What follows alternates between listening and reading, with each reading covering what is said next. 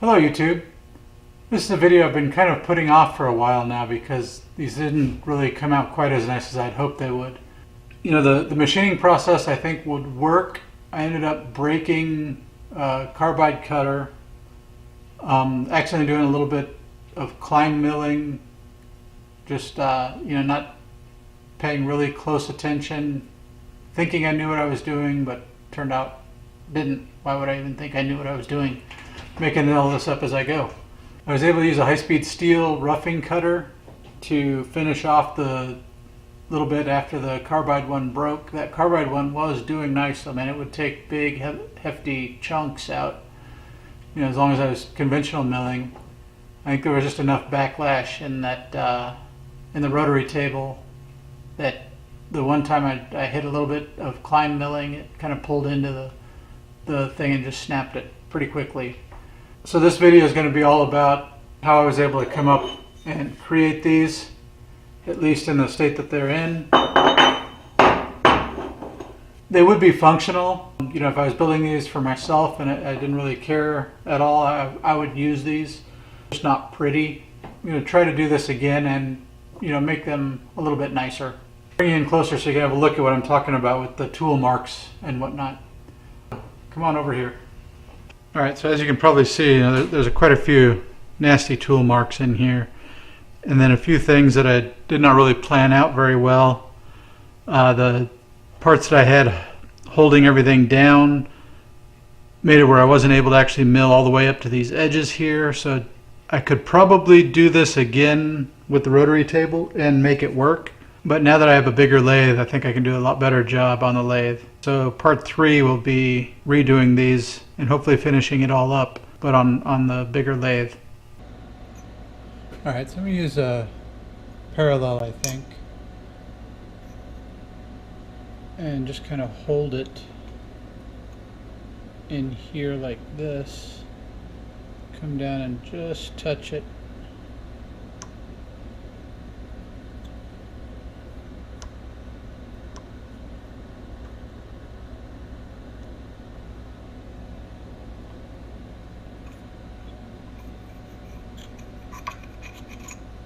Alright, so the tool should be parallel with the bottom of the part. Now I can use the knee, and I'm going to be coming up. The final dimension on that is 375 thousandths. So I'm going to drop the table 390 thousandths. That'll give me about 15 thou to come up with a non-roughing in mill. Alright, that looks good. Now I'm going to just touch this here, and then I'll check on my DRO to find out exactly where I'm at. I should be 495, 4 inches, 950 thou. So I'm cutting in this direction 3/4 of an inch, so 750 thou. I'm going to try going full depth down and just moving the table over, trying different amounts each time. Hopefully I should be able to take about 100 thou cut at a time. That would be about 7. I'm going to try to go to 725. Alright, so let's see how this is going to go.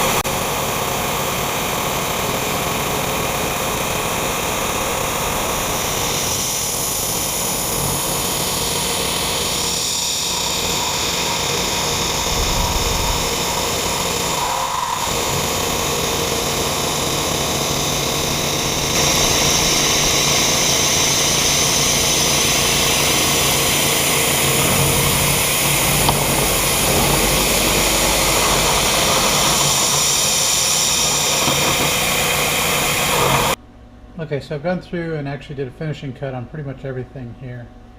It's kind of a blemish there, but I can't even feel it. I can only see it. Just finishing this up. Wanted to give one last camera shot.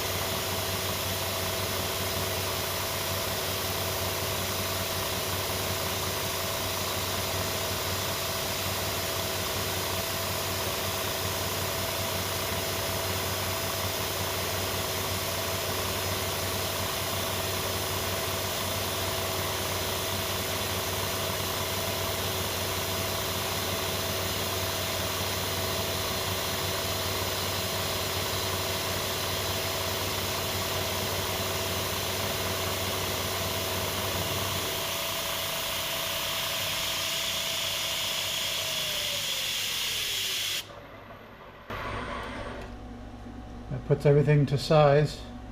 Now I just have some cleanup. I actually got some radius mills, whatever they call that, filleting, I guess, to round off all the edges here. So I've got the general shape of this cut out now, and pretty much all finished cut. It's actually fairly smooth. There's a few burrs that I still need to get taken off, and I'll probably go over it with a little bit of sandpaper and scouring paper. Main parts that I got to do next, though, will be to slice it out, which will be these cuts here. So I'll have to figure out, I'll probably use this for the center hole as reference. I'll scribe some lines across this way, get them to the right width here. I think I figured that out to be 1.5 inches. I'll have to double check what my little bit better design, a little better schematics that I got, but I'm going to lay that out and then I'll cut that out on the bandsaw. So I just took a file, went over, got at least the biggest part of the burrs. I'll do final cleanup once I'm actually done. I got everything all cut out. Getting sort of the general center line here and marking it so I have an idea of where that goes. And then I had one section over here that was bad, so I want to make sure as I lay it out that spot right there does not get become part of the part. Alright, so first of all, I'm just going to score this.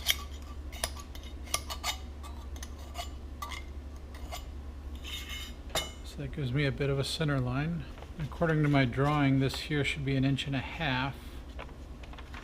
So I want to set this guy to 3/4.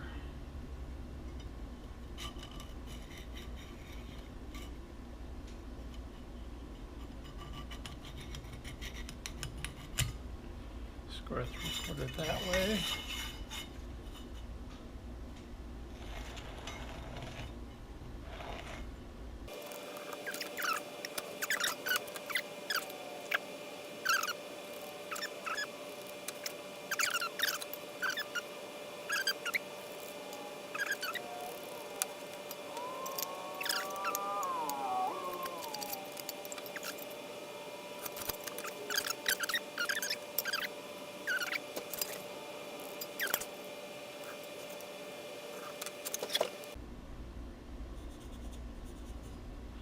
Alright, so all of this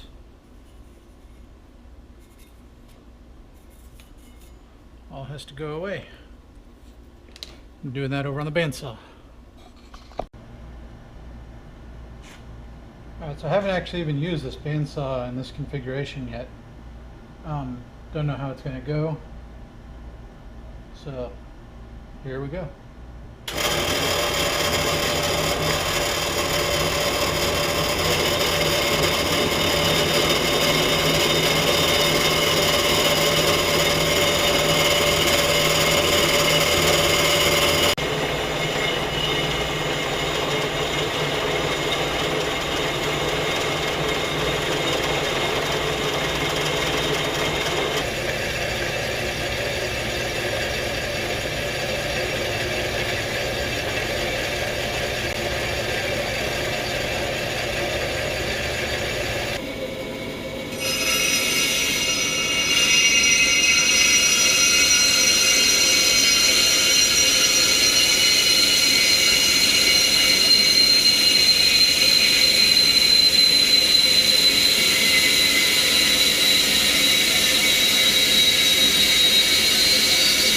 roughed out all of the first half of these guys, so I got some cleanup to do on them. I'll probably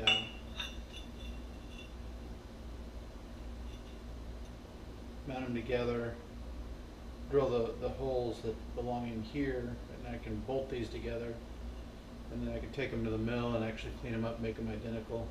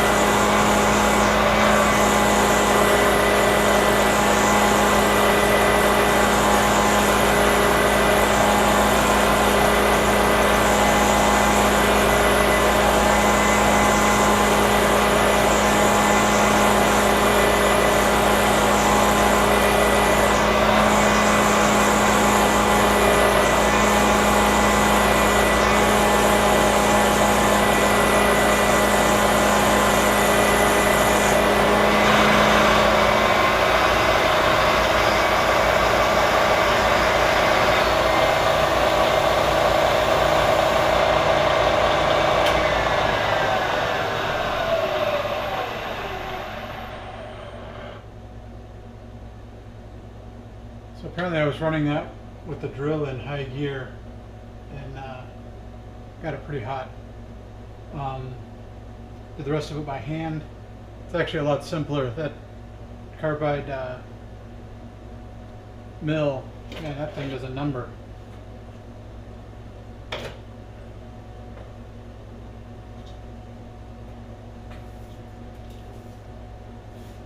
Definitely the magic metal mover. Oh, it's still got pretty hot. The part's barely warm to the touch.